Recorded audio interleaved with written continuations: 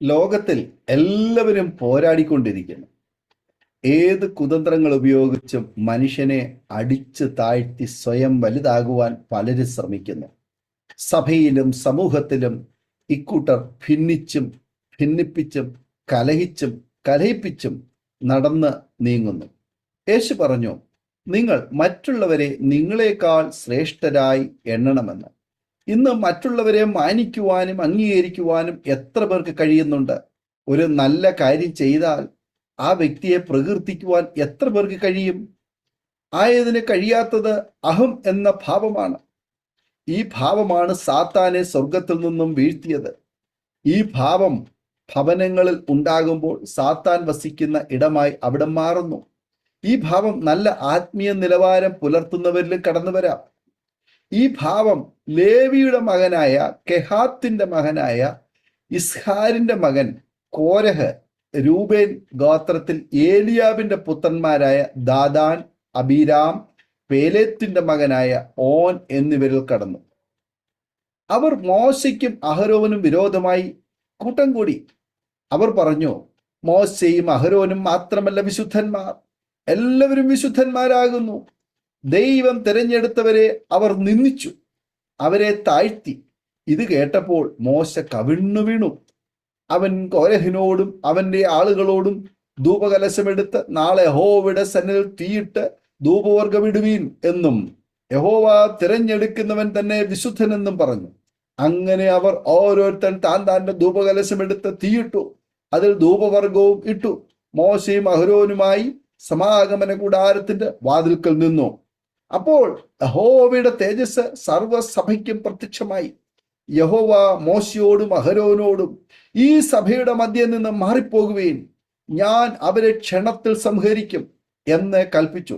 Korah, ദാദാൻ, അബീരാം എന്നിവരുടെ വാസസ്ഥലത്തിന്റെ ചുറ്റിലും നിന്ന് മാറിക്കൊള്ളുവീൻ എന്ന് സഭയോട് പറക എന്ന് കൽപ്പിച്ചു.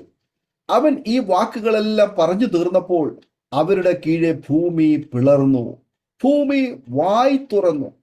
അവരെയും അവരുടെ കുടുംബങ്ങളെയും കോരഹിനോട് ചേർന്നിട്ടുള്ള എല്ലാവരെയും അവരുടെ സർവ സമ്പത്തിനെയും വിഴുങ്ങിക്കളഞ്ഞു.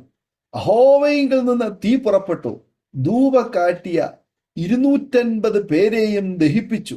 അന്ന് ബാധ മൂലം 14,700 പേർ മരിച്ചു. ദൈവം ഈ ഭൂമിയിൽ ഓരോ മനുഷ്യർക്കും ഓരോ പ്രത്യേക ദൗത്യങ്ങൾ നൽകിയിട്ടുണ്ട്. ദൈവം ഒരു വാതിൽ ആർക്കെങ്കിലും തുറന്നു നൽകിയാൽ ആർക്കും അത് അടയ്ക്കുവാൻ സാധ്യമല്ല. ദൈവം ഒരു വാതിൽ അടച്ചാൽ അത് ആർക്കും തുറക്കുവാനും സാധ്യമല്ല. ദൈവം തിരഞ്ഞെടുത്ത 2 വ്യക്തികളാണ് മോശയും അഹരോനും. അതുകൊണ്ട് തന്നെ ബാഹ്യമായി എത്ര ശക്തിയും അധികാരവും സ്വാധീനമുള്ളവർ ആണെങ്കിലും ആ വ്യക്തികളെ നശിപ്പിക്കുവാൻ ആർക്കും കഴിയുകയില്ല. ഈ ഉറപ്പും ബലവും നമുക്കുണ്ടാകണം. എങ്കിൽ ദൈവം നമ്മിൽ വസിക്കും. ദൈവം വസിക്കണമെങ്കിൽ നാം ദൈവപുത്രന്മാരായി മാറണം. എങ്ങനെയാണ് നാം ദൈവപുത്രന്മാരാകുന്നത്? അവനെ കൈക്കൊണ്ടവന്റെ നാമത്തിൽ വിശ്വസിക്കുന്ന ഏവർക്കും ദൈവമക്കളാകുവാൻ അവൻ അധികാരം കൊടുത്തു. യോഹന്നാന്റെ സുവിശേഷം 1-ാം അധ്യായം 12-ാമത് വചനം. അവനെ ഉള്ളിൽ കൈക്കൊള്ളണമെങ്കിൽ ഹൃദയം വിശുദ്ധമാകണം. ഹൃദയവിശുദ്ധി ഉള്ളവർ ഭാഗ്യവാന്മാർ, അവർ ദൈവത്തെ കാണും. ദൈവത്തെ കാണുന്നവർ ദൈവിക സ്വഭാവമുള്ളവർ ആകും. എന്താണ് ദൈവിക സ്വഭാവം? അവൻ ദൈവരൂപത്തിൽ ഇരിക്കെ ദൈവത്തോടുള്ള സമത്വം മുറുകെ പിടിച്ചു കൊള്ളണമെന്ന് വിചാരിക്കാതെ ദാസരൂപമെടുത്ത് മനുഷ്യ സാദൃശ്യത്തിലായി തന്നെത്താൻ ഒഴിച്ച് വേഷത്തിൽ മനുഷ്യനായി വിളങ്ങി തന്നെത്താൻ താഴ്ത്തി മരണത്തോളം, ക്രൂശിലെ മരണത്തോളം തന്നെ അനുസരണമുള്ളവനായി തീർന്നു. ഫിലിപ്പിയ ലേഖനം 2-ാം അധ്യായം 6 മുതൽ 8 വരെയുള്ള വേദഭാഗങ്ങൾ. പ്രിയമുള്ളവരെ, ഈ ക്രിസ്തീയ ഭാവം നമ്മിലും ഉണ്ടാകട്ടെ. ഈ വചനങ്ങളാൽ ദൈവം നമ്മെ അനുഗ്രഹിക്കട്ടെ. ആമേൻ. ഓർമ്മയുടെ മനോരഥത്തിൽ മായാത്ത ഓർമ്മയ്ക്കായി അരോമ മാട്രിമോണിയിൽ നിന്നും ജീവിത പങ്കാളിയെ കണ്ടെത്തൂ. നിങ്ങൾ ഒരു ക്രിസ്തീയ ജീവിത പങ്കാളിയെ അന്വേഷിക്കുകയാണോ? അതോ മക്കൾക്ക് അനുയോജ്യമായ ഒരു തക്ക തുണയ്ക്ക് വേണ്ടി പ്രാർത്ഥിക്കുന്ന വ്യക്തിയാണോ? എങ്കിൽ അരോമ മാട്രിമോണി നിങ്ങൾക്ക് വേണ്ടിയാണ്. ഇന്നു തന്നെ സൗജന്യമായി രജിസ്റ്റർ ചെയ്യൂ. അരോമ മാട്രിമോണിയുടെ പ്രത്യേകതകൾ: രജിസ്ട്രേഷൻ തികച്ചും സൗജന്യം. ലോകത്തെവിടെയുമുള്ള അനുയോജ്യമായ ക്രിസ്തീയ ജീവിത പങ്കാളിയെ തിരഞ്ഞെടുക്കാം. വിവാഹം നടക്കുന്നതുവരെ സർവീസ് ലഭിക്കുന്നു. ഏറ്റവും ചെറിയ പാക്കേജുകളും തിരഞ്ഞെടുക്കാം. അരോമ മാട്രിമോണി നിങ്ങൾക്കായി ഒരുക്കുന്നു വിവാഹം പരമാനന്ദം. Email aroma matrimony2020@gmail.com.